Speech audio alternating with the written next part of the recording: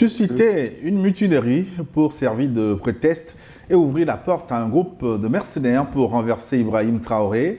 Nouveau complot ourdi au Burkina Faso par l'ennemi intérieur sponsorisé par l'impérialisme rancunier. Tentative encore déjouée, mais pourquoi le Burkina est-il si souvent visé par des manœuvres de déstabilisation? Et que faire des ennemis intérieurs, souvent désignés nègres de salon, qui ne renoncent pas à mettre les bâtons dans les roues de la révolution burkinabé? Nous interrogeons nos consultants déjà installés au plateau ce dimanche. J'ai l'honneur et le plaisir d'accueillir Didier Kokouvi Nouridine. Alaou, monsieur Alaou, bonjour. Bonjour Gilles. Merci une fois encore de répondre à notre invitation. Vous êtes journaliste, spécialiste en communication pour un changement de comportement social et d'impact. Vous dirigez également le cabinet Africa Dev, Afrique Action Développement. Avec vous, l'homme qui ne bouge pas, l'homme qui ne change pas, il est avec nous ce dimanche, Pascal Sogoyou Kokou Kegewe. Bonjour, Excellence. Bonjour Gilles et bonjour aux téléspectateurs à qui nous ne manquons pas de souhaiter bonne fête de Pâques. Vous êtes journaliste, ancien ambassadeur du Togo, notamment en Allemagne. Burkina, un nouveau complot encore déjoué, c'est le thème de notre émission du jour. Et vous êtes invité à contribuer. Nous sommes en direct, que vous nous receviez sur satellite, sur l'application, sur YouTube ou Facebook. Protégez-nous, likez, commentez cette émission abondamment. Abonnez-vous, partagez New Forum, la voix de l'Afrique qui refuse les renversements de pouvoir de révolution. Alors, chers invités, j'ai une première question pour vous. Pourquoi c'est le Burkina? Pourquoi il est si souvent attaqué? Pourquoi le pays des hommes intègres est le plus souvent visé par cette tentative de renversement du pouvoir? Parce que si on fait le calcul, Ibrahim Traoré tient ce record triste en la matière. Didier Alaou. Oui, merci. À mon tour aussi, je souhaite une joyeuse fête de Pâques à tous les chrétiens. Pour répondre à votre question, je pense que, vous l'avez si bien rappelé, le Burkina Faso bat quand même le record des différents complots de déstabilisation du régime. Et cela peut s'expliquer par plusieurs raisons. On va tenter d'énumérer quelques-unes, pêle-mêle. D'abord, le contexte global. Vous savez que les pays de l'AES ont quand même dénoncé les accords avilissants, ce qui fait que la France et les Occidentaux, l'OTAN, ont perdu, si vous voulez, les privilèges qu'ils avaient sur les ressources minières, qu'ils avaient sur un certain nombre de choses, et en tout cas les avantages qu'ils avaient, les injonctions qu'ils pouvaient donner directement, et leur capacité à manipuler donc le pouvoir dans ces pays, ils ont quand même perdu pied. Ça, c'est le contexte général qui pourrait donc l'expliquer. On sait tous très bien que les impérialistes ne sont quand même pas allés se reposer. Chaque jour, ils essaient de réfléchir à comment faire pour reprendre la situation, pour reprendre main et donc continuer donc à faire leur sale besoin. Mais le capitaine Ibé, quand même, a hérité d'un pays un peu spécial qui mérite qu'on s'attarde sur l'analyse. Vous savez, quand vous héritez d'un pays comme le Burkina Faso, un pays qui a connu un chef d'État comme Blaise Compaoré, et qui est resté pendant des dizaines d'années, une trentaine d'années, pour être plus précis, et qui a instauré donc un mode de gestion où les hauts gradés de l'armée étaient fortement impliqués dans la gestion, où la corruption ambiante, où les passe-droits, où les rétrocommissions faisaient bonne ambiance, et que les gens ont pris un certain nombre d'habitudes sur le plan local, et qu'aujourd'hui, le système a complètement changé, où aujourd'hui, le capitaine a fait donc de la lutte contre la corruption un cheval de bataille, où il essaie de ramener le Burkina sur une bonne voie, où il essaie d'inculquer donc de nouvelles valeurs. Je pense que les tenants, les anciens dignitaires qui, eux tous, se sont retrouvés aujourd'hui à Abidjan, à côté là, et qui sont réunis là-bas. Donc, vous voyez Blaise Compaoré est là-bas avec sa famille, son frère est là-bas, et tout le monde est là-bas, tous ceux qui aujourd'hui sont contre le régime du capitaine et qui ont intérêt à ce que ce régime soit déstabilisé pour pouvoir revenir aux affaires, ils sont tous tapis aujourd'hui à Abidjan. N'oubliez pas Mohamed Chafi aussi qui est là-bas, je ne sais pas si ce nom vous dit quelque chose. Celui qui est considéré comme intermédiaire des terroristes, des groupes terroristes. Si vous voulez, c'est la direction commerciale de tous ceux qui commettaient des rapts et des enlèvements et pour avoir du fonds de commerce pour les terroristes. Et tous aujourd'hui, ils sont assis à Abidjan. Et alors qu'ils ont fait 30 ans au pouvoir, ils ont quand même des ramifications. Ils ont encore des militaires qui leur sont obligés. Ils ont des hauts gradés qui leur sont obligés. Donc tout ceci favorise, donc, si vous voulez, donc ce sont des réalités qui font que le pouvoir du capitaine subit régulièrement des pressions en ce qui concerne donc la stabilité. Donc je crois qu'aujourd'hui, l'autre facteur qu'il faut peut-être ajouter, c'est le grade même du capitaine qu'il faut peut-être chercher à rehausser, parce qu'aujourd'hui, le capitaine Ibé, bien que le capitanat ait un sens au Burkina Faso, bien qu'ils aient déjà connu dans le pays un capitaine, notamment Thomas Sankara, qui a laissé une empreinte positive qui est restée indélébile dans l'histoire. Mais je pense qu'aujourd'hui, tout ça est passé et que le capitaine doit peut-être chercher à rehausser son galon un peu, comme l'a fait par exemple le général Tiani au Niger, qui aujourd'hui est général de corps d'armée. Donc je pense qu'il y a beaucoup... Même s'il faut ajouter que Blaise Compaoré lui-même, il est resté avec le même grade. Voilà, c'est ce que je disais. Donc aujourd'hui, il faut évoluer, il faut que le capitaine rehausse ses galons pour s'adapter davantage à la réalité qui est celle d'aujourd'hui. Parce qu'il n'en demeure pas moins quand même qu'il y a beaucoup aujourd'hui de hauts gradés qui continuent à voir le capitaine comme un inférieur en matière de grade. Et je pense qu'à ce niveau aussi, ça fait partie des solutions. Je pense qu'on reviendra sur ça. Exactement, sur les solutions abondamment. Mais Excellence Sogoyou Kegewi, pourquoi encore le Burkina? Voilà, mon ami a donné beaucoup d'explications sur pourquoi le Burkina. Mais en réalité, Ibrahim Traoré peut aujourd'hui se bombarder du titre de maréchal, ça ne change rien. Le Burkina est sur coup d'État, tentative sur tentative, parce qu'il y a un nègre de salon en Afrique qui a mis un point d'honneur à le renverser afin d'obtenir quelques grandes dividendes pour ce forfait dans son pays. C'est lui qui héberge, qui blanchit, qui nourrit tous les tueurs. Est-ce que vous n'êtes pas surpris que les gens qui sont à Abidjan aujourd'hui et qui veulent organiser des massacres au Burkina sont les mêmes qui, à partir du Burkina, avaient organisé des massacres en Côte d'Ivoire? On parle de 3000 morts. On a envoyé même déjà à la CPI, déjà un autre paquet reste à aller à la CPI parce que certains amuseurs de galerie croient qu'ils vont échapper à la justice. Non, on ne peut pas échapper à la justice de la CPI. Mais j'aimerais qu'au moment où on va ramasser le reliquat des tueurs qui ont massacré 3000 Ivoiriens, qu'on se souvienne de ceux qui, à partir de Ouagadougou, avaient organisé le forfait. C'est eux qui, aujourd'hui, à partir d'Abidjan, veulent organiser des massacres au Burkina Faso. Les responsables ivoiriens aujourd'hui doivent se rappeler ces événements-là et savoir quelqu'un choisir. Parce qu'aujourd'hui, ce que vous faites dans un pays, demain, quelqu'un d'autre vous le fera. Donc, ce point d'honneur, c'est-à-dire qu'il y a quelqu'un qui est obsédé. Chaque matin, quand il se réveille, on lui dit que Ibrahim Traoré est encore vivant, il tombe malade. Cherchez-moi, mais vous ne pouvez pas trouver des tueurs, nous on a l'argent. Sinon, pour revenir au pays, moi, quand on dit général, ce n'est pas seulement ses performances à la guerre, son sens du commandement. Non, il faut aussi son patriotisme. Il faut le patriotisme. Tu es général, tu es colonel, tu es commandant, tu es capitaine, tu es lieutenant, tu es un officier. Et ce grade t'a été donné par ton pays, par ton peuple.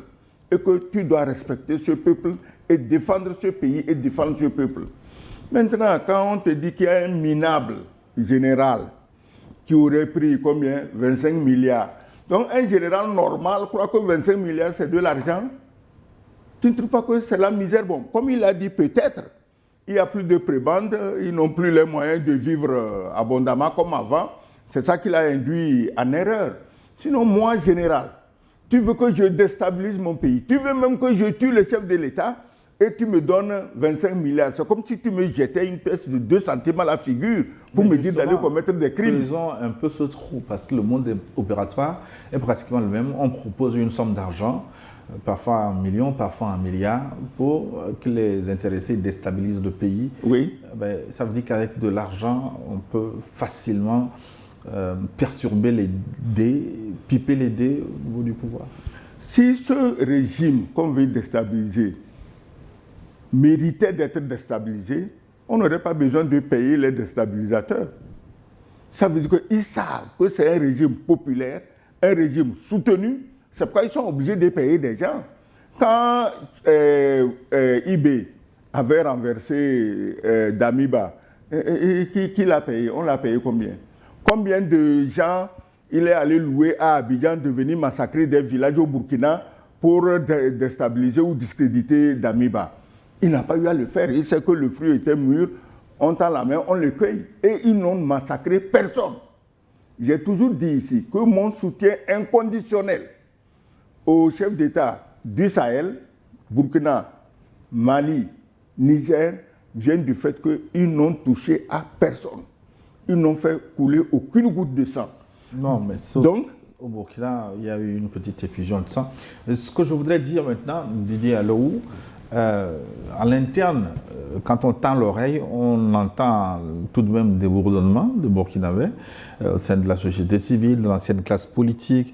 Est-ce qu'Ibrahim doit améliorer la gestion de ces contestations internes? Non, la gestion des contestations, les contestations internes n'en manquent pas. Je ne sais pas si vous connaissez un pays au monde où il n'y a pas de contestation interne, où il n'y a pas de préoccupation, où il n'y a pas des choses à arranger. Nous sommes en train de construire progressivement des pays. Et particulièrement, les pays de l'AES ont été laissés, ont été exploités, surexploités, abusés, comme vous le savez. Et que les ressources minières des pays de l'AES ne profitaient aucunement aux populations de l'AES. Et à cela s'ajoute une insécurité grandissante qui est, si vous voulez, couplée avec du terrorisme honteusement monté par l'OTAN et l'Occident. Donc aujourd'hui, ce que le capitaine est en train de faire, c'est une construction, c'est un travail progressif qui est en train de se faire. Et tout ne peut pas se régler d'un coup le même jour. Il n'existe pas un bâton magique. Je rejoins complètement l'ambassadeur quand il parle de patriotisme. Le patriotisme nous amène au sacrifice ultime. Quand vous êtes un patriote et que vous êtes convaincu de la nécessité d'une lutte et d'un combat, vous supportez tout ce qu'il y a dedans comme défi, comme souffrance. Évidemment, vous avez touché un point qui est très intéressant, c'est le pouvoir de l'argent.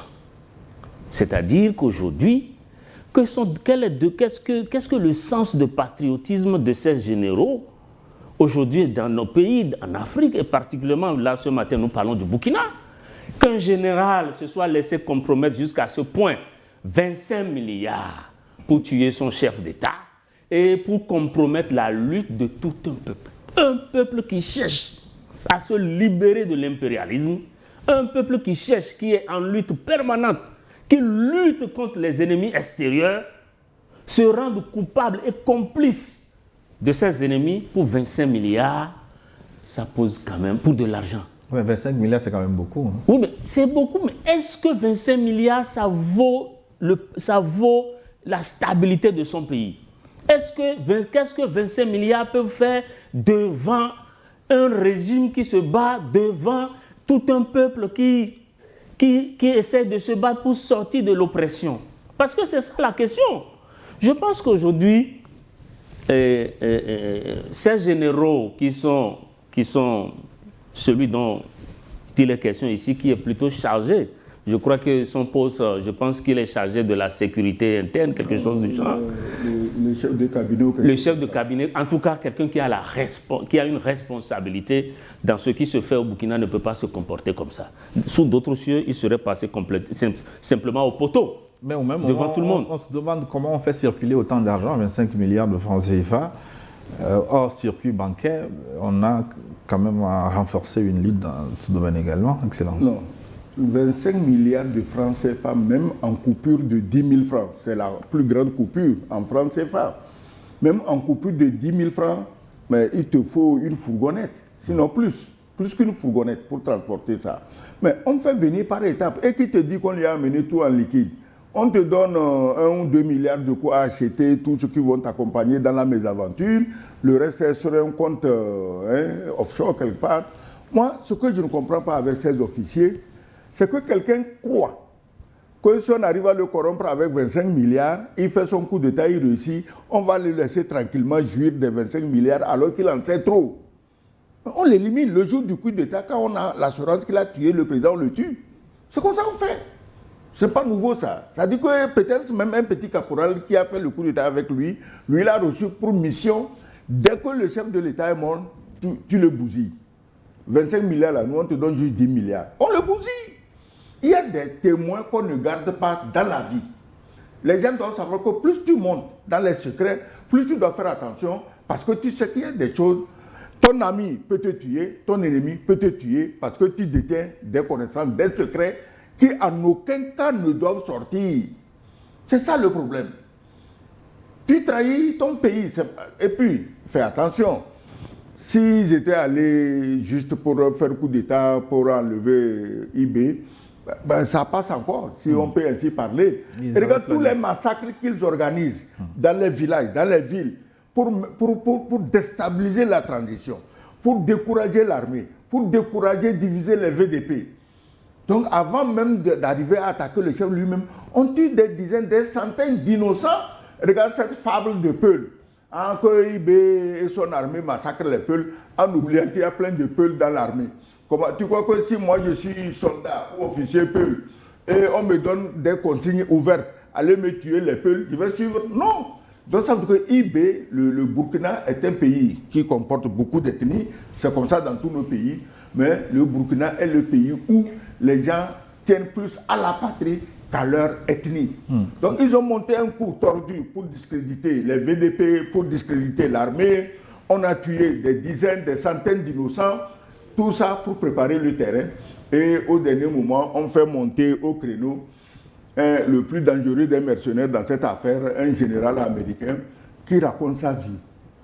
Ça ne t'a pas surpris qu'un général américain, et puis il est noir. Ce qui m'a fait pitié, ce général est sur les traces de son aîné, Colin Powell, qui se promenait dans les couloirs des Nations Unies avec une fiole de laborantin, censée contenir des produits hautement toxiques, des armes de destruction massive. Ouais. Et à cause de ce mensonge, tu sais combien d'Irakiens sont morts? Rien que les enfants qui sont morts de faim, parce qu'on leur a privé des produits de base comme le lait, les médicaments, il y a eu plus de 500 000. Comment est-ce que, après ce crime sans nom de Colin Powell, général américain noir, aujourd'hui notre général américain noir invente des histoires avec l'intention de compromettre tout un pays? Comment tu peux croire ça? Est-ce à dire que les généraux noirs sont plus corruptibles que les autres? Pourquoi c'est toujours des généraux noirs américains qu'on arrive à mettre dans ces mensonges, dans ces trahisons, dans ces crimes? Pourquoi? En tout cas, Ibrahim Traoré triomphe de toutes ces tentatives de coup d'État. Alors, quel est son secret? Comment arrive-t-il? On en a connu une dizaine, une quinzaine. Est-ce que c'est son renseignement qui est très efficace? Est-ce qu'il est épaulé par une autre puissance extérieure? Est-ce que c'est Dieu qui le protège? Est-ce que ce sont les Burkinabés eux-mêmes, majorité, qui constituent le bouclier d'Ibrahim Traoré? C'est tout à la fois. Tout ce que vous venez de citer, c'est tout à la fois, c'est la combinaison de tout ceci. Parce que Dieu est avec lui, le peuple est avec lui, les alliés aussi, il en a. Et puis, évidemment, que les actions que IB est en train de mener, parce que si vous suivez l'actualité au Burkina, chaque fois, c'est des poses de première pierre, c'est des inaugurations, c'est des actions qui vont dans le cadre d'une bonne vie sociale pour sa population. Donc, et c'est ça justement, le meilleur soutien d'un régime, je l'ai toujours dit, c'est son peuple. Le meilleur soutien d'un régime, c'est son peuple, ce n'est pas des forces extérieures.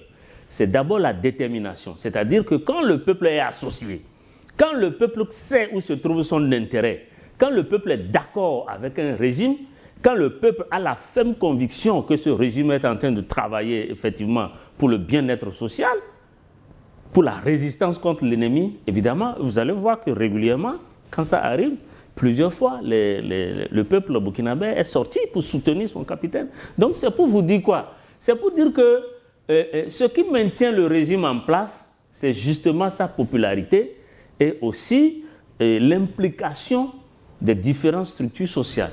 Donc je crois que le capitaine doit continuer sur ce pan et renforcer évidemment la sécurité autour de lui. Et ce que nous disons est tout à fait valable pour les autres pays membres de l'AES. Excellence. Le capitaine Traoré tient, vous avez dit tous les arguments par lesquels il tient, mais il tient aussi grâce à ses relations à lui. Lui aussi, il a des protecteurs. Parce qu'aujourd'hui, comment les choses se passent? C'est l'information. Comment on a réussi à détecter les comploteurs? C'est qu'il y a un travail d'information incroyable, aussi bien à Ouagadougou qu'à Abidjan. Sinon, ce n'est pas possible. Parce que ce n'est pas les gens qu'on a, c'est pas des gens qui ont le soir l'habitude d'aller s'asseoir dans le bar pour boire et se vanter de leur fait d'art. Non, c'est des gens qui ont appris à se taire. Mais on les a repérés. Moi, je dirais ceci. Si j'étais à la place de ceux qui, matin, midi, soir, complotent contre Compaoré, excusez-moi, c'est Compaoré qui est le comploteur, contre Ibrahim Traoré, mais à un moment donné, je me poserai des questions. Parce que Ibrahim Traoré aussi, s'il veut, peut me menacer là où je suis. On peut menacer tout le monde. Tu peux te cacher dans une forêt de Papouasie-Nouvelle-Guinée. Si on te cherche, on te trouve. Eux, ils voulaient utiliser des drones kamikazes, non? Tu crois que les drones kamikazes ne peuvent pas voler à Abidjan? Ils peuvent voler. Donc moi, je ne peux pas utiliser un drone kamikaze pour tuer un chef de l'État, sachant que moi-même, un drone kamikaze peut me retrouver. Ce n'est pas normal. Donc, il faut arrêter tout ça. Ibrahim Traoré est l'homme le plus proche possible du peuple. Il est venu au pouvoir il y a combien? 2 ans, 2 ans et demi. Il est là, dans son treillis et béret rouge, matin, midi, soir. Contrairement à son prédécesseur qui, un seul voyage à Abidjan, a fait charger les soutes pleines de costumes, cravates et chaussures civiles pour venir faroter à Ouagadougou. On ne pouvait pas le laisser faroter. Donc on lui a dit, va, les costumes, là, il y a un endroit où tu peux mieux les porter, personne ne te cherchera querelle pour ça. Heureusement, comme toujours, bon, le Togo est là, ici, tu sais, on peut porter de beaux costumes. Mais eux, ils sont sur le front. Ibrahim Traoré et ses hommes se considèrent sur le front. On ne va pas au front avec des costumes de chez Yves Saint Laurent ou chez Balmain ou chez Smalto. On ne va pas au front avec ça. Donc, Ibrahim Traoré est proche du peuple. Moi, j'aurais aimé, quand j'ai écouté les balivernes du général américain, j'ai dit, mais ce général, il doit avoir quand même des conseillers. S'il veut, disons, noyer Ibrahim Traoré, il aurait pu trouver une accusation autre que de dire que les richesses du pays ne profitent qu'au président et son cercle et aux Chinois. Les Chinois et Ibrahim Traoré, là, ils sont quoi? Cousins, oncles, neveux, femmes, hommes. Au lieu de dire nous sommes jaloux que nos adversaires chinois puissent bénéficier de certaines facilités au Burkina, on accuse IB de s'enrichir. Il s'est enrichi en quoi, ce garçon? Il s'est enrichi en quoi? Oui, mais de toutes les façons, si les Burkinabés s'enrichissent des ressources burkinabées, je ne sais pas de quoi on se met. Voilà, s'il s'enrichit avec les ressources burkinabées, mais depuis que Ibrahim Traoré est là, beaucoup d'hommes d'affaires burkinabés ont agrandi leur portefeuille. Ils ont engrangé des milliards, mais ils travaillent honnêtement, ils gagnent leurs milliards. Mais je t'ai dit, j'ai dit ça, quand je dis ça, les gens disent je te dis qu'il y a des blancs qui n'acceptent pas que les noirs s'enrichissent avec leur richesse naturelle. Ils n'acceptent pas ça. Quand on dit aujourd'hui Burkina, il y a le pétrole, il y a le gaz, il y a le lithium, il y a l'or, il y a ceci, il y a cela, mais ça rend malade ceux qui se croyaient propriétaires naturels ad vitam de ces richesses. Ça les rend malades. Donc on va laisser ces Noirs-là s'enrichir, s'acheter des jets privés, construire comme Dubaï, construire comme Doha au Qatar. Non. Et c'est ça qui guide les gens. Oui, mais Doudier a soulevé un argument sur lequel je voudrais qu'on revienne. Ce sont les anciens barons, les anciens réseaux économiques qui ont perdu ses faveurs avec la révolution qui est arrivée. Ceux-là sont dans la nature aujourd'hui. Ils n'ont plus leur pain. Mais comment faut-il gérer ces réseaux? Parce que pour la plupart, ce sont eux qui déstabilisent, qui cherchent à déstabiliser. Non, il n'y a pas une gestion à faire de ces réseaux. Ces réseaux qui sont en bonne intelligence avec les ennemis, il n'y a pas une gestion à faire. Soit ceux qui n'ont aucun conflit avec la loi dans leur pays, soit ils se ravisent et ils viennent mettre la main à la pâte, ou alors, et dès qu'ils mettent pied au pays, on les attrape, on leur fait la peau. Il n'y a rien à faire. Donc les ennemis du peuple, il n'y a pas une gestion adéquate qu'il faut faire avec eux. Mais par contre, ce que ce général américain est en train d'appeler enrichissement du capitaine et de son clan, en fait, c'est ce que nous, au niveau donc, des communicateurs pour un changement de comportement social, nous appelons la création des champions nationaux. C'est-à-dire quoi? Ça veut dire tout simplement que si un pays qui veut se développer et qui se fonde uniquement sur les entreprises étrangères, ne met pas son économie en sécurité. Parce que dès qu'il y a une crise, dès qu'il y a un secousse, un impact, ces sociétés s'en vont, les capitaux s'envolent. Voilà pourquoi nos États doivent travailler à fabriquer, si vous voulez, des milliardaires sur le plan national. Et ces milliardaires, on les fabrique comment? C'est parce qu'on les aide juste à avoir le monopole dans un certain... Justement, ces anciens milliardaires fabriqués sont aujourd'hui dépossédés. Non, la différence ici, c'est quoi? Ces anciens milliardaires fabriqués n'étaient pas des milliardaires qui sont fabriqués dans l'objectif d'un développement endogène. C'était des milliardaires fabriqués pour entretenir simplement un système qui répond lui-même de l'étranger. C'est ça la différence ici. Mais nous, ici, nous conseillons la fabrication de milliardaires patriotes qui soutiennent l'économie de façon à ce que lorsqu'il y a une crise financière, une secousse, qu'il y a une pression économique mondiale qui a de l'impact sur le plan national, que ces milliardaires puissent maintenant porter secours, porter assistance donc à l'économie nationale. C'est de ça qu'il s'agit. Et c'est ça justement que ce militaire américain est en train de dénoncer, comme si le capitaine et son clan sont en train donc de s'enrichir. Mais écoutez, dans un pays, il faut que les ressources profitent d'abord aux nationaux. Il faut que les ressources profitent d'abord à des hommes d'affaires, à des entrepreneurs, à des investisseurs locaux d'abord. Et lorsqu'on n'en a pas complètement les moyens de faire certains investissements, on fait appel à d'autres compétences, d'autres intelligences extérieures qui peuvent venir, mais qui vont s'aligner sur les conditions de travail qui sont élaborées par le pays. Donc des milliardaires ancrés dans le sol burkinabé et non des prête-noms qui servent l'impérialisme d'une façon ou d'une autre. Que nous encensons tous les jours, c'est le Nigérien. Le président Obasanjo, qui était général, a fabriqué des milliardaires. 50. Il voulait faire 100, mais il en fait 50. Et les 50 milliardaires, ce n'est pas des gens qui dorment jusqu'à midi, on mange, on redonne jusqu'à 18h. Non, c'est des gens qui travaillent comme des nègres, excusez-moi le terme. Mais ils travaillent dur. Et Obasanjo a fait des milliardaires parce qu'il voulait des exemples qui vont bouger les jeunes. Que les jeunes disent, ah, si je travaille dur, je peux être comme ça. Ces milliardaires qu'on a fabriqués, mais au prix de leur sueur, c'est pas ça qu'il y avait au Burkina.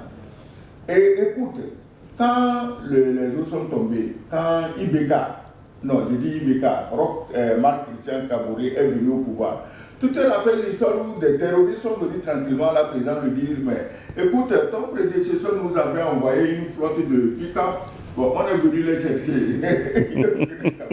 Je te rappelle de cette histoire.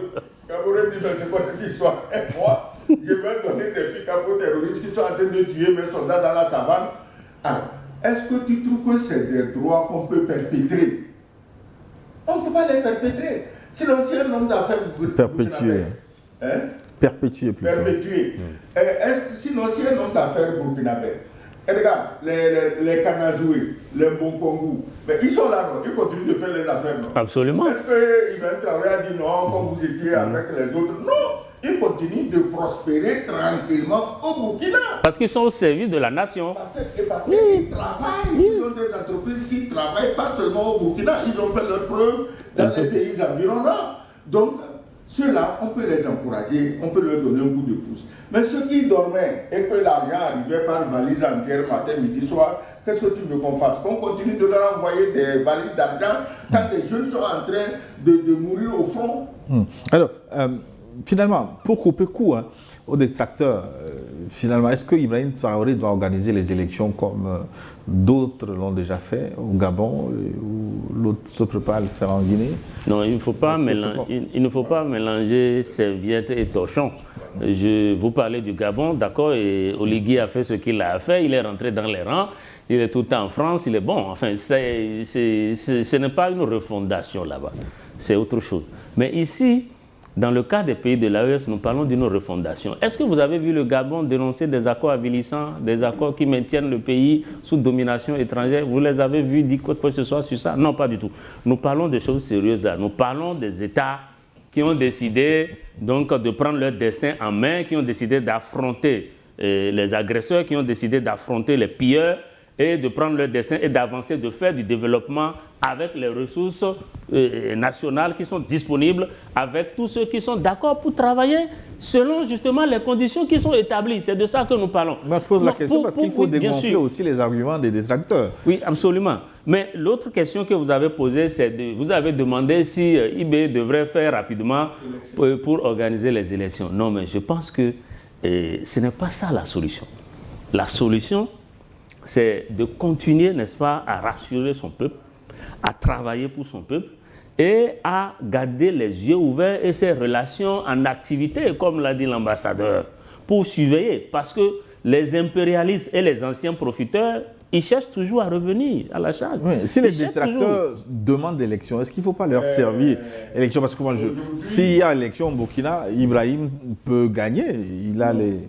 Il gagnerait, même il ferait un score meilleur que Oligui. Qui a fait 90,35%. IB peut faire mieux. Un score nord-coréen, il peut faire mieux. Donc, le problème n'est pas là-bas. Tu sais, je sais, il sait, tout le monde, ceux qui nous écoutent savent que quand on dit élection dans ce pays, c'est qu'on a déjà trouvé le valet à mettre au pouvoir. Parce que dès que tu organises l'élection, tu ouvres la porte à la déstabilisation. C'est-à-dire que le jour des élections, on dit tu as gagné et les autres, leurs valets attendent dans les coulisses, on dit c'est lui qui a gagné. Si tu refuses, comme tu contestes une élection démocratique, mais on t'envoie la Légion. La Légion va sauter sur Ouaga, sur Niamey ou sur Bamako, comme elle avait sauté sur Kolwezi. Tu te rappelles dans les années 75-77, la Légion saute, on t'envoie la Légion, on te met dehors et puis on met le valet. C'est toi qui as ouvert la porte à ça. Où nous sommes, le Burkina, le Mali, le Niger, tous nos pays, mais on a quand même depuis 60 ans des gens qui étudient le droit. Et il y en a qui ont fait le droit constitutionnel. Ils ne sont pas moins méritants que leurs collègues européens ou américains. Depuis qu'on est là, à ce chamaillé-là, est-ce qu'il n'est pas temps que ces constitutionnalistes prévoient des constitutions adaptées aux réalités des pays où ils sont pour voir comment on va faire la passation de pouvoir? Tu parles de Oligui. Oligui, ben moi, bon, écoutez, il a promis faire les élections, il les a faites. Mais on ne peut pas confondre le Gabon avec les pays du Sahel. Oligui, il a fait un coup d'État de salon, on arrive en cravate, on dit au président, bon, ça va t'asseoir là-bas. Ceux-ci-là, eux, ils sont au fond, c'est la guerre, c'est le terrorisme qui a... Et puis Oligui n'est pas menacé par le terrorisme. Il n'est pas menacé. Moi, à la place d'Oligui, en fait, je n'ai aucun problème. C'est pourquoi tout ce qu'il a organisé, moi, je suis d'accord. Parce qu'il a d'autres problèmes que ceux du Sahel. Je ne dis pas qu'il n'a pas de problème. Il en a. Bon, maintenant, si il est convaincu, en dansant pendant la campagne, que ça peut détendre l'atmosphère, il a bien dansé. Et on l'a élu. La danse, tu connais la danse de Zadi, l'histoire de Voltaire. Il a bien dansé et il a eu le boost. Donc, ce n'est pas la même chose. Le Gabon a des problèmes. Le président du Gabon élu connaît les problèmes, il sait comment il va les résoudre et il va s'atteler à ça. Attendons de le juger par les résultats et non par des préjugés. Bon, moi j'ai entendu des hommes, les spécialistes des réseaux sociaux en train de dénigrer Oligui. J'ai dit, mais on ne s'en sort pas comme ça.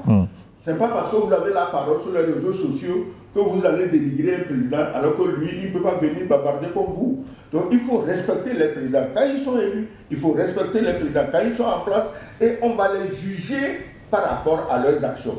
Nous jugeons Ibrahim Traoré par ses actions et comme il a dit, c'est un pays, mais le général américain, il me fait pitié. Parce qu'il aurait dû savoir qu'aujourd'hui le Burkina est le pays où on fait le plus pour les populations.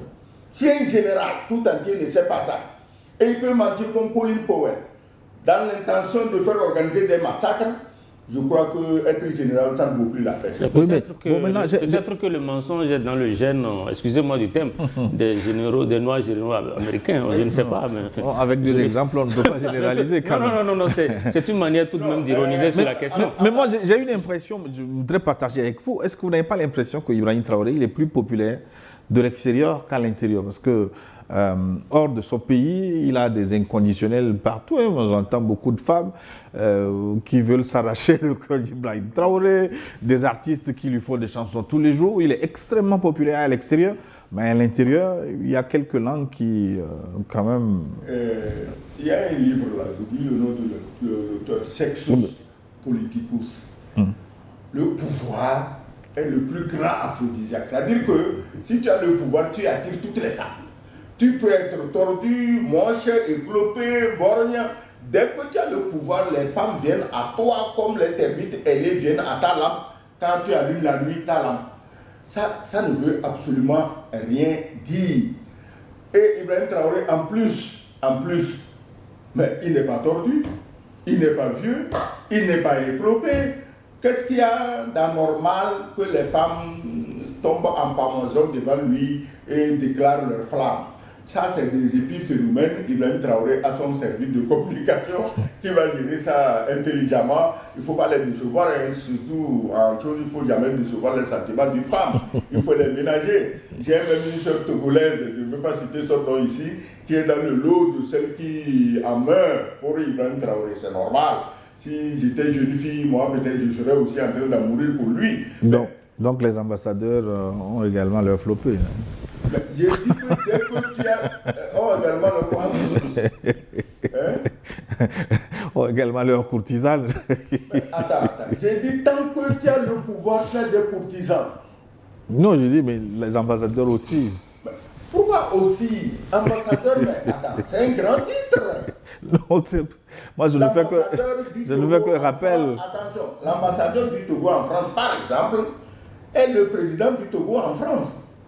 Ah oui, c'est-à-dire qu'il jouit du pouvoir du président qu'il a nommé. Donc, mais si maintenant on ne trouve pas le président et on trouve l'ambassadeur, mais tant mieux, on a trouvé au moins un morceau du pouvoir du président. Non, je pense que, non, c'est bien de détendre l'atmosphère, c'est très bien. Mais plus sérieusement, je pense que ce qui fait la popularité du capitaine Ibé, c'est eux tous les chefs d'État de l'AES sont très populaires, ça il faut le dire.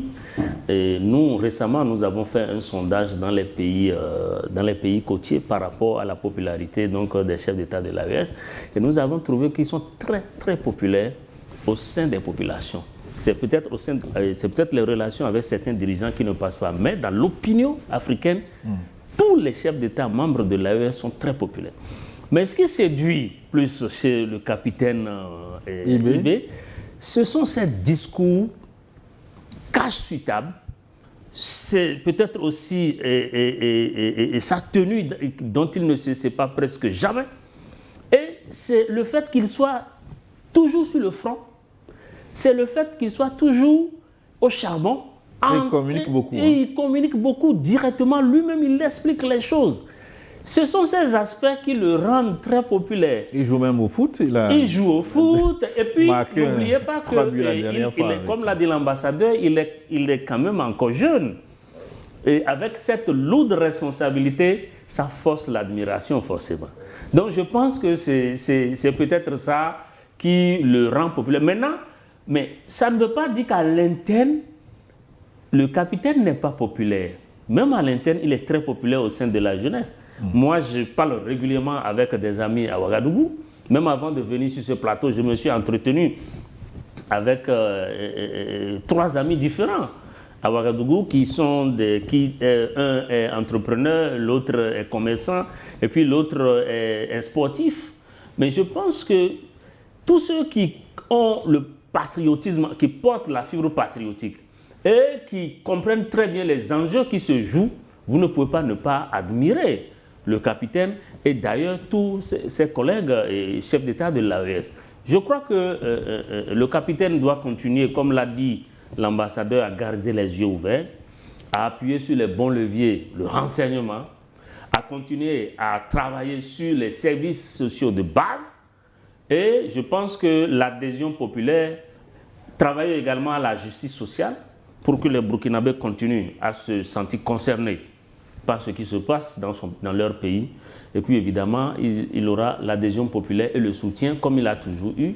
Et il va continuer à avancer dans la voie que s'est tracée donc, le peuple burkinabé. Et pour terminer cette première partie, ce qui n'est pas nécessaire pour décourager définitivement ces velléités subversives, surtout de l'extérieur, ce qui n'est pas nécessaire que, par exemple, le Burkina dénonce plus clairement les mains extérieures qui les déstabilisent ou convoque une conférence internationale pour poser le problème sur la table, comme le Mali a souhaité le faire aux Nations Unies. Le Burkina n'a même pas à dénoncer, on les connaît. Tous les putschistes là, ils sont où? Je l'ai dit tantôt, ils sont à Abidjan. Le Burkina l'a dit, hein, c'est pas moi qui le dis. Il n'endosse pas la responsabilité. Je cite le Burkina qui dit clairement qu'ils sont à Abidjan. Or, Abidjan, c'est qui? Abidjan est tenu en laisse par quelqu'un.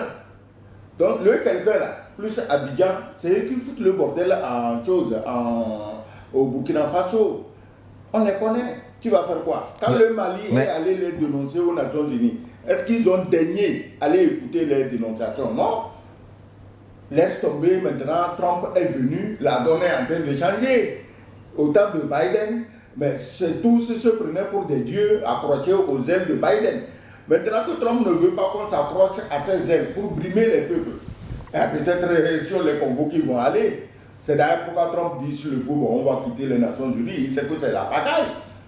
Il sait que des pays utilisent ça pour brimer, pour voler, pour piller les autres. C'est ce que le pauvre général, il s'appelle quoi, Michael Langlais, ne sait pas. C'est ce qu'il ne sait pas. Qu'il fait l'affaire des pays accrochés encore au colonialisme, au pillage, au dénigrement des Noirs, à l'infantilisation des Noirs. Et lui, il est noir, et voilà le jeu qu'il est en train de jouer. Ça fait pleurer. Alors, Diallo, pour finir cette première partie rapidement en 1 minute, quelle stratégie pour décourager définitivement ces velléités de déstabilisation? Vous avez parlé d'élever le grade du capitaine. Bon, vous pensez que ça peut résoudre un problème? En dehors de ça, est-ce qu'il faut convoquer tous ces détracteurs autour d'une table? Bon, la discussion, si elle est constructive, elle peut toujours apporter quelque chose. Mais je pense que ceux qui sont en train de s'adonner à ces pratiques, à ces actes subversifs, leur ambition, ce n'est pas de discuter. Leur ambition, ce n'est pas de venir apporter leur contribution à ce qui se fait. Sinon, le capitaine a les moyens de savoir s'ils sont sincères et ce qui peut venir contribuer à l'œuvre qui est en train de se construire au Burkina. Ces gens ont envie simplement que le projet qu'a lancé donc, le peuple burkinabé s'estompe et s'arrête pour qu'eux ils reviennent et qu'ils recommencent avec l'ancien système et que ça continue par profiter à ceux qui ont toujours profité du Burkina et de tous les pays africains d'ailleurs. Donc, c'est ça leur objectif. Avec des gens qui ont ce mandat, qui ont qui ont cette mission, quelle discussion vous pensez que vous pouvez mener avec eux? Mais le cas d'Abidjan est tellement frappant. Parce qu'à Abidjan, aujourd'hui, tous les détracteurs du régime sont assis là-bas. C'est un hub aujourd'hui parlant de la déstabilisation de la lutte qui est en train de s'opérer dans tous les pays membres de l'AES. Et du haut de cette tribune ce matin, je voudrais lancer un appel à tous les ministères concernés par la défense et la sécurité des pays membres de l'AES à bien organiser le renseignement. Parce qu'Abidjan aujourd'hui est devenu un danger. Pas seulement pour le Burkina, mais pour tout ce qui se fait dans l'AES. Ils sont tous tapis dans l'ombre, tous assis, des anciens négociants, des anciens agents commerciaux du terrorisme, ils sont tous assis là-bas. Peut-être Abidjan vous dira qu'il a accueilli des exilés. Mais a le droit d'accueillir les exilés. On en accueille partout. Même nous ici, on en a accueilli, on n'en fait pas une histoire. Mais ce que moi j'aurais aimé dire à ces exilés-là, est-ce qu'il leur arrive la nuit en dormant de se dire, mais et si demain matin le pouvoir change à Abidjan, on fait quoi? Les téléspectateurs vont nous dire ce qu'ils pensent de de nos différents développements. On nous écoute sur satellite, sur l'application, sur YouTube, sur Facebook également. Nous attendons vos contributions et puis via WhatsApp, vous pouvez nous envoyer vos messages, plus 228 96 08 43 43. Dans 10 minutes, dans la seconde partie, je me ferai le plaisir de relayer vos contributions. À tout de suite.